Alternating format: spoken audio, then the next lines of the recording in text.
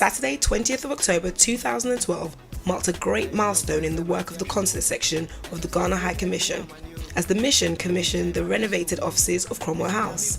Cromwell House, acquired by the mission over 2 decades ago, had been crying out for renovation over the years due to neglect, as previous administrations had not carried out maintenance on the building.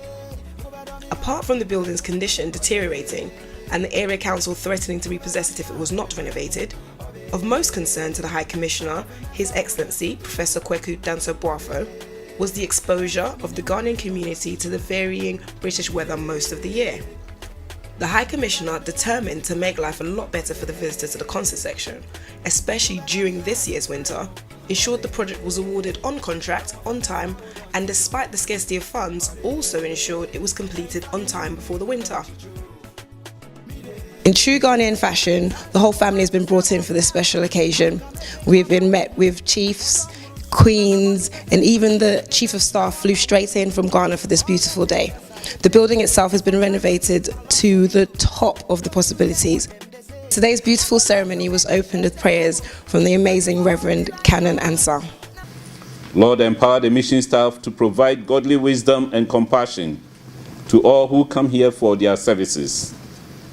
Let the consulate be a beacon of hope and hospitality to all Ghanaians and the community it represents, and all who will be served through them. We ask this and pray in the name that is exalted above every other name, the name Jesus Christ. Amen. Mr. Kobi Kuma, the architect, gave us a brief history on the processes that he went through for this beautiful renovation. Ghana government acquired this in September, 27 September 1990, but eventually moving in May 1991. And since that time, there was never any kind of major repair works carrying on it. There was no maintenance contract, and therefore it was in a very terrible state. Those of you who had the privilege of coming here to apply for visas and others will attest to that. And it's the wisdom and then the vision of the current administration that this has to be put right. Now, the first property, Cromwell, which was mentioned, is a grade 1 listed property. And the whole structure, as you find it here, is also within the conservation area. So any kind of modification, any kind of work that needs to be carried on it, you have to seek planning application from not only the planning office, but the conservation and heritage.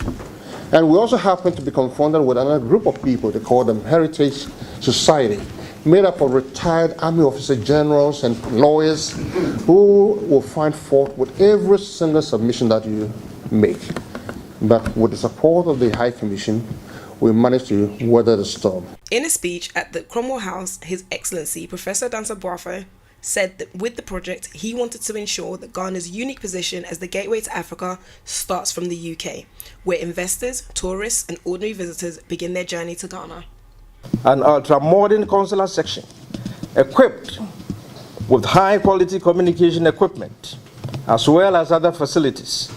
I assure you, this is not the end. We will double our efforts, Mr. Chief of Staff, and my brothers and sisters in the Ghanaian community, to meet the other concerns that you may have, with the aim of raising our standards of service to the level that will make us all proud to live up to our reputation as the Black Star of Africa. Keep on serving Mother Ghana, regardless of the tag that is placed on you. Whether you are NDC, MPP, CPP, PNC, NDP, or PPP, serve Mother Ghana. Special guest of honor for today's event was the Chief of Staff, Mr. Henry Mate Newman. The important thing for us as Ghanaians, whether we are home or we are here, is to make sure that Ghana is marketed as a destination for investment, as a destination for human rights development, as a place where people can come and take solace when they are being chased from their countries, and we are having a lot of problems with some of our colleagues in the West African sub-region. But we need to know that democracy, which from this country, when you talk about Magna Carta, 1066, from this country, has developed for 1,000 years. We can also do it.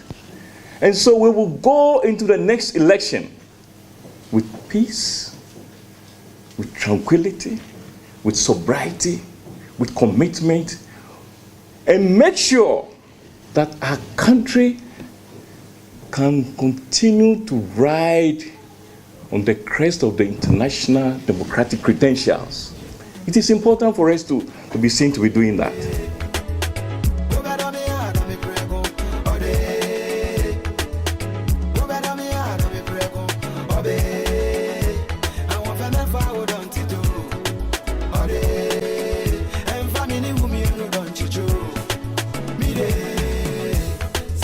This is what you call a long walk to success. Originally, we were housed in the Da Costa House, which had a capacity of 45 seats. And the facility got really deteriorated. So we had to relocate to the Cromwell House. We were able to create space for 60 people. And what we've done here has capacity of absorbing about 200 people. We have increased counter space from 4 to 8. Originally, there was no controlled ventilation, so we were at the mercy of the weather. It was either too hot in there or too cold. Now we have controlled ventilation, which will respond to the outside temperature. So it's quite automatic. In the past, people had to scream their voices out to speak to those at the counter. Now we have controlled audio system, so you don't need to say something for the next person to hear. Because once you are dealing with passports and visa issues, you are dealing with personal data. So we have to be sensitive to the Data Protection Act in place in the UK. Ultimately, what we had planned doing was to create a customized facility that will be consistent with modern day practice. So we had to just up our game to make sure that we were with the Community of Nations as exists in London. We caught up with Mr. Newman, who praised the Ghana High Commission on a job well done. This new edifice, if I will so call it, has been very well done. I mean, looking at what I saw some 20 years ago and what I'm seeing now, especially the architectural redesign, the current IT focus, and the use of space and land, extraordinary. I mean, quite impressed. I also think that the architects, the designers, the contractors would have put in their maximum best. I'm particularly impressed with the drive by the High Commissioner and his deputy, clearly, and other members of his management team to get this thing done. Clearly, it is also an indication of their resolve to make sure that Ghana is marketed. This will be perhaps the first point of call by any foreigner, somebody wanting to come to Ghana, with Ghana. And so the ambience, it's perfect. And the fact that it is IT focus, the fact that you can